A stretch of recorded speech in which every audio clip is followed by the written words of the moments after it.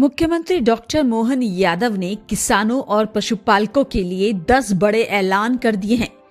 खेती के साथ साथ पशुपालन, दुग्ध उत्पादन और मत्स्य पालन से किसानों की आय बढ़ाने पर सरकार का बड़ा फोकस। 16 विभाग मिलकर किसानों को सुविधाएं देंगे। कृषि उद्योगों को सब्सिडी और प्रोत्साहन मिलेगा।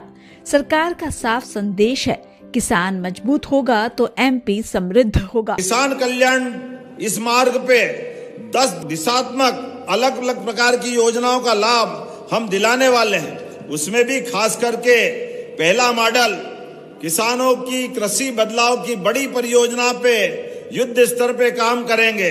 हमारा फोकस मोटा अनाज, ज्वार, बाजरा, कोदो, कुटकी, चना, उसी के साथ साथ चना और सरसों पे भी रिसर्च कराने का और खाद की लाइन में लगने के बजाय आज यहाँ ऐप का लोकार्पण किया है, जिसके माध्यम से अब हमारे अपने मोबाइल में ही वो आ जाएगा कि आपको खाद कब मिलने वाला है। तो खाद को लेकर के मारामारी, लाइन में लगना, वो सारी समस्या खत्म होगी। जोरदार अभिनंदन करें आज की इस योजना के बलबूते पर। जब खेती का रकबा बढ़ रहा है, ऐसे में खाद की व्यवस्था बढ़ाते हुए अभी तक हमने अपने पूरे राज्य के अंदर पिछली बार के कोटे से कई गुना ज्यादा खाद लाए और आने वाले समय में नवीन तकनीकों को बढ़ाते हुए इसी प्रकार से आगे बढ़ रहे हैं। दूसरा मॉडल किसानों की आय वृद्धि और उनकी आय बढ़ाते हुए उनके खर्चे को कमी लाना और फसलों का विविधीकरण, मूल्य का स्थिरीकरण, ताकि जैसे मैंने कहा आलू, प्याज, टमाटर जैसी फसलों का नुकसान नहीं हो, इस पे भी हम काम करेंगे। तीसरा प्राकृतिक खेती, जैविक खेती। हमारे यहाँ तो चींटी मात्र भी मर जाए तो पाप लगता है। यह हजारों साल से हमारी संस्कृति जानी जाती है। ऐसे में हमारा फसल का उत्पादन तो बढ़े, इसमें कोई शंका नहीं, लेकिन फसल के उत्पादन बढ़ते बढ़ते हमने केमिकल ज्यादा वापरने लग गए, दवाई का छिड़काव ज्यादा करने लग गए। ऐसे में जो फसल हो तो रही है, लेकिन फसल में कई बार फसल की गुणवत्ता खराब हो जाती है। ऐसे में हमारा प्रयास रहेगा हमारा पुराना मॉडल आए, जिसके बलबूते पर हमारी प्राकृतिक खेती, जैविक खेती को बढ़ावा दें। ऐसे इसी प्रकार से बहुत सारे काम हम करने वाले हैं। कृषक कल्याण वर्ष के माध्यम से पूरे साल काम चलेंगे। फरवरी में कोदो कुटकी बोनस वितरण, मार्च में प्राकृतिक खेती और संगोष्ठी, मई में नर्मदापुरम का प्रसिद्ध आम उत्सव, अगस्त सितंबर में इंदौर में एफपीओ का कन्वेंशन, छिंदवाड़ा में एग्रीकल्चर इंफ्रास्ट्रक्चर पे अलग अलग कार्यशाला, अक्टूबर और नवंबर में फूड फेस्टिवल। नरसिंहपुर का गन्ना बहुत प्रसिद्ध है, मां नर्मदा के किनारे का, वहां शुगर की फैक्ट्रियां भी है। ऐसे में हमने कहा कि हमारे अपने गन्ने के लगाने को भी प्रोत्साहन देंगे, ताकि गुड़ बनाना, शक्कर बनाना, अब पानी अच्छा हो गया, बिजली मिल रही है, खेती अच्छी है, तो इसको प्रोत्साहन देना चाहिए। इसलिए नरसिंहपुर में भी गन्ना महोत्सव, खेती को बढ़ावा देने के लिए हम उस दिशा में आगे बढ़ेंगे। अलाइड सेक्टर्स इसके साथ जोड़ करके किसान कल्याण वर्ष में उद्यानिकी, खाद्य प्रसंस्करण को भी बढ़ावा देंगे, पशुपालन और डेयरी को बढ़ावा देंगे। बहुत सारे प्रकार से काम करने का मौका है। लेकिन आज जब मैं आपसे बात कर रहा हूं, सच में मैं अपनी ओर से बधाई दे रहा हूं। पूरे देश में एकमात्र राज्य हमारा मध्य प्रदेश है, जिसने किसान कल्याण वर्ष मना करके पूरे वर्ष का संकल्प लिया। ये पूरे वर्ष के आयोजन चलेंगे। अभी ट्रैक्टर रैली, कहीं मोटरसाइकिल रैली, कहीं पैदल रैली, हमारे अलग अलग प्रकार के पशुओं की प्रदर्शनियां, जहां पर उन्नत पशु लेकर आएंगे, कहीं फलों की, कहीं फूलों की, सब प्रकार की प्रदर्शनियां। ये निर्माण के बहुत सारे यंत्र बने जो हमारी खेती को, अपनी आय को कम करके, आय बढ़ा करके खर्चे को कम करने का काम करेंगे। इस सब पे हमारे अलग अलग प्रकार का अनुदान देने का काम है। अभी रोटोवेटर देख रहे हैं, अब रोटोवेटर जितने का आता है वो आधी कीमत में सरकार दे रही। सरकार इसलिए दे रही कि किसान की आय बढ़ना चाहिए। इसे पराली जलाने वाले मामले में भी हमारे किसानों को उसको जलाने के बजाय उससे भी आय हो जाए, क्योंकि हमारे यहाँ अगर ये वेस्ट निकलता है तो उसका लाभ मिलना चाहिए। ऐसे बहुत सारे प्रकार से हम काम कर रहे हैं किसानों के लिए।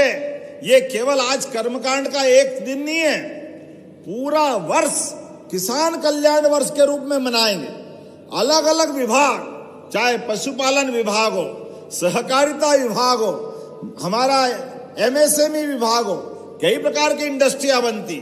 अब वो दिन दूर नहीं है जब सब्जी भाजी, चाहे मटर, टमाटर, ऐसी प्याज, आलू, अगर ये जल्दी खराब होते हैं तो हमारे किसान उनके भाव गिराने में या उनकी कठिनाई बढ़ती है, भाव गिर जाते। तो हमने कहा ऐसे स्थान को ढूंढ ढूंढ कर फूड पार्क बना करके, फूड प्रोसेसिंग यूनिट खड़ी करके उनकी फसल के दाम भी नहीं गिरे और फसल का नुकसान भी नहीं हो, ये प्रयास हमारी सरकार करेगी माननीय मोदी जी के आशीर्वाद से। और इसमें भी जो किसान भाई बहन, अभी किसानी की आय से तो उनका भला होता ही है, लेकिन अब परिवार बढ़ रहा है, घर में बच्चे बच्चे बढ़ गए। ऐसे में हमारे किसान भी उद्योगपति क्यों नहीं बनना चाहिए? उसको भी कारखाने का मालिक बनना चाहिए कि नहीं बनना चाहिए? तो ऐसे में हमने योजना बनाई, भविष्य में किसानों को भी इन प्रकार के उद्योगों में सब्सिडी दे करके उनकी जिंदगी भी बढ़िया करते हुए उनको भी भागीदार बनाएंगे।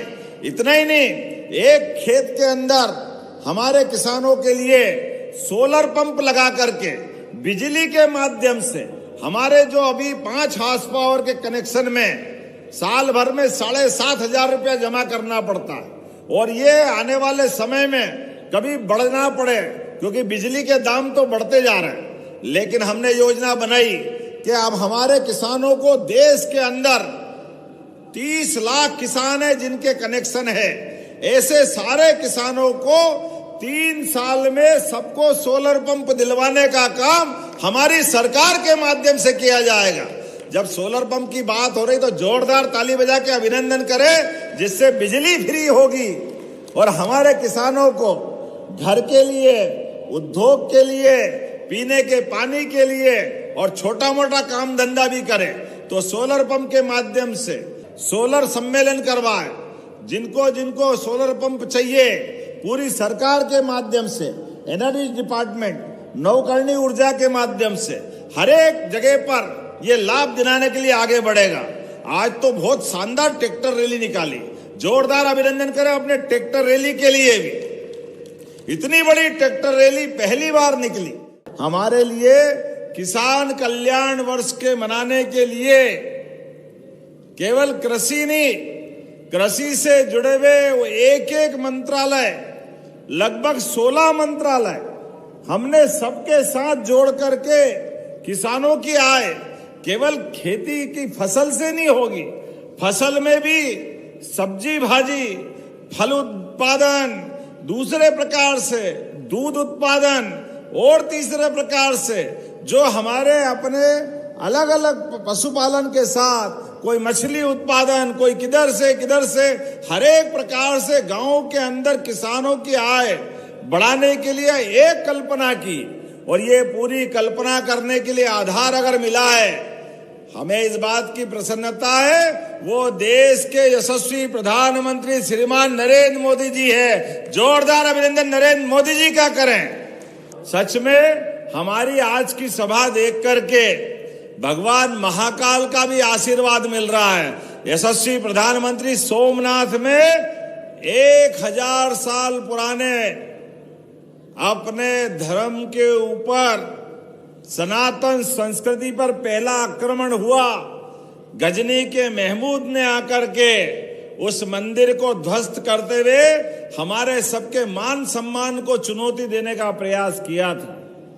लेकिन हमें इस बात का गर्व है, माननीय सरदार वल्लभ भाई पटेल के माध्यम से 1000 साल बाद भी ये मानसिकता को तोड़ करके फिर सोमनाथ के मंदिर पे झंडा फहराया। जोरदार अभिनंदन करें इस भाव के लिए।